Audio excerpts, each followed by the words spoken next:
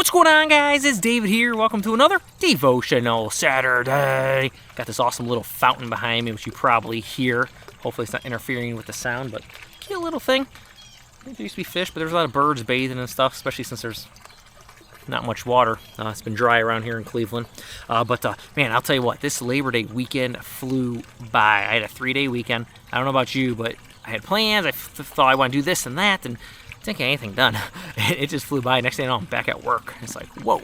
Which makes me always just remember that, hey, how fast time is going. What are we using our time? Are we doing things worldly stuff, or are we doing stuff for God's kingdom? So that's something to think about. But today's devotional is going to be brought to you by A Morning and Evening with Charles Spurgeon. Again, I do love this devotional. Charles Spurgeon is great. It's convicting. So I really recommend it. But today's devotional is going to be from Psalm 62, verse 8 says, "Trust in Him at all times." Faith is as much the rule of temporal as of spiritual life. We all have faith in God for our earthly affairs as well as for our heavenly business. It is only as we learn to trust in God for the supply of our daily needs that we shall live above the world. We are not to be idle. That would show we did not trust in God who works up to now, but in the devil, who is the father of idleness. We are not to be imprudent or rash. That would be trust in chance and not the living God, who is a God of economy and order. Acting in all prudence and uprightness, we are to rely simply and entirely upon the Lord at all times. Let me commend to you a life of trust in God in temporal things. Trusting in God, you will not be compelled to mourn because you have used sinful means to grow rich. Serve God with integrity, and if you achieve no success, at least no sin will lie upon your conscience. Trusting God, you will not be guilty of self-contradiction. Those who trust in skill sail this way today and that way the next, like a vessel tossed about by the fickle wind. But they who trust in the Lord are like a vessel propelled by steam, which cuts through the waves, defies the wind, and makes one bright, straight, silvery track to her destined heaven, or haven, I should say. Be someone with living principles within. Never bow to the varying customs of worldly wisdom.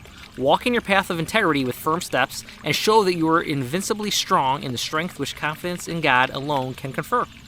This is how you will be delivered from anxiety. You will not be troubled by bad news. Your heart will be fixed, trusting in the Lord. How pleasant to float along the stream of providence. There is no more blessed a way of living than a life of dependence upon a covenant-keeping God.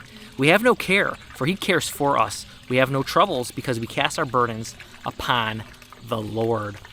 And one thing that really struck me in here is, for one, we need to be trusting the Lord at all times. It says, those who trust in skill sail in this way today and that way the next, like a vessel tossed about by fickle wind. But those who trust in the Lord are like a vessel propelled by steam, which cuts through the waves, defies the wind, and makes one bright, straight, silvery track for her destined haven. Again, how many times are you going about work or whatever you're doing and you're trusting in your skill and not the Lord? And I know I'll do that, where with evangelism, it's like, I think God's given me some skills to be able just to talk to people. And I always get scared. I'm still nervous, but just to be able to go up to them and say things and talk to them and pass out tracts and just organizing things. But a lot of times I put my trust in those things that He's given to me, but not Him. So think about in your life, what are you trusting? What skills, what are you trusting in that He's given to you? But don't trust in those things. Trust in Him who is the giver of those skills. So that's what I want you guys to be thinking about as you go about this week. And it can be anything. And again, it's full trust. We need to completely surrender to the Lord, trust in Him fully 100% with our lives, and He will take care of us. All right? So that's what I got for you guys this time. Till next time, I love y'all. Peace. I'm out.